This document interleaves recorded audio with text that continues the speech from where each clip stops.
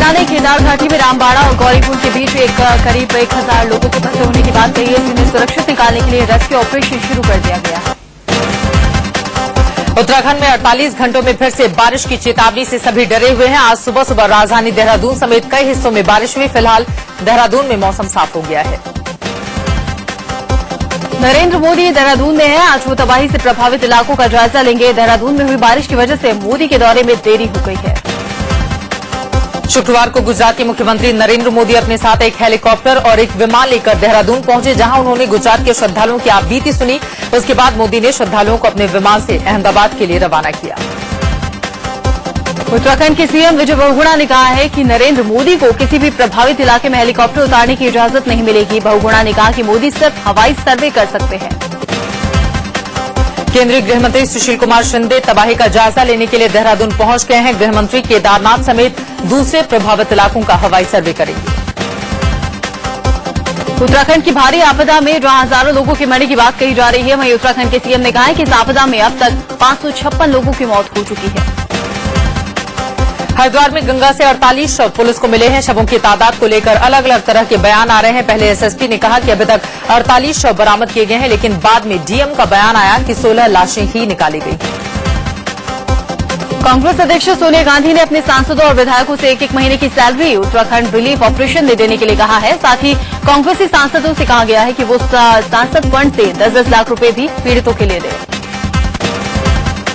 उत्तराखंड में कुमाऊं मंडल के उधम सिंह नगर जिले से तबाही की कुछ और तस्वीरें सामने आई हैं। यहां नदी के उफान में गाड़ियां तिनकों की तरह बह गई।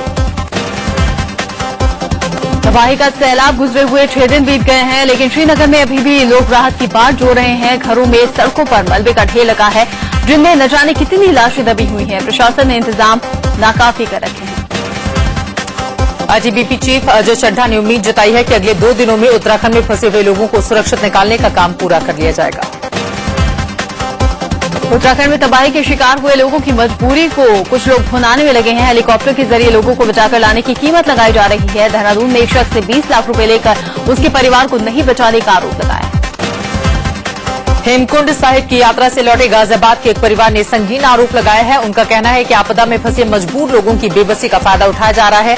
पानी की कीमत और रोटी तक के लिए मनमानी कीमत वसूली जा रही है। द्वारकापीठ के शंकराचार्य स्वामी स्वरूपानंद ने कहा है कि जल्द ही केदारनाथ मंदिर की साफ सफाई करवाई जाएगी। उन्होंने कहा कि मंदिर में भोलेनाथ का अभिषेक कर तबाही में मारे गए लोगों की आत्मा की शांति के लिए प्रार्थना होगी। उत्तराखंड में आई तबाही को देखते हुए यूपी सरकार ने डॉक्टरों की टीम भेजने का फैसला किया है। 14 स्पेशलिस्ट डॉक्टरों की ये टीम आज दवाई और दूसरे इंतजाम के साथ देहरादून के लिए रवाना होगी। बिहार सरकार देहरादून में पीड़ितों के लिए एक विशेष राहत कैंप खोलेगी। कैंप में 20 डॉक्टर्स की टीम मौजूद रहेगी। पटना में सीएम नीतीश कुमार की अगुवाई में हुई बैठक में फैसला लिया गया। क्या हिंदू, क्या मुसलमान, क्या सिख और क्या ईसाई, हर कोई उत्तराखंड त्रासदी के पीड़ितों के साथ उठ खड़ा हुआ है। मंदिर में हवन कीर्तन हो रहे हैं तो मस्जिदों दरगाहों पर इबादत की गई, गुरुद्वारों में अरदास हुई। उज्जैन की क्षिप्रा नदी के पास पूजा अर्चना कर उत्तराखंड में आई तबाही के चलते फंसे लोगों की सलामती और जान गंवाने वालों की आत्मा की शांति के लिए प्रार्थना की गई। मुंबई के दहिसर इलाके में 4 मंजिला इमारत के गिरने से हड़कंप मच गया। हादसे में 4 लोगों की मौत हो गई और 7 लोग जख्मी हुए हैं। रांची में कांग्रेस भवन में 2 नेताओं के गुट में जमकर भिड़ंत हो गई। दोनों तरफ से लाठियां चली, पथराव किया गया। यहां झारखंड के नए प्रदेश प्रभारी बने बीके हरिप्रसाद के स्वागत में कांग्रेस नेता यहां जुटे थे। अभिनेत्री जिया खान खुदकुशी मामले में आरोपी सूरज पंचोली की जमानत याचिका खारिज कर दी गई है। सूरज की जमानत अर्जी पर शुक्रवार को मुंबई के सेशन कोर्ट में सुनवाई हुई, जहां सूरज को जमानत देने से इनकार कर दिया गया। आईआईटी प्रवेश परीक्षा में एक बार फिर से सुपर 30 ने डंका बजा दिया है। सुपर 30 के 30 में से 28 छात्रों का चयन आईआईटी प्रवेश परीक्षा में हुआ है।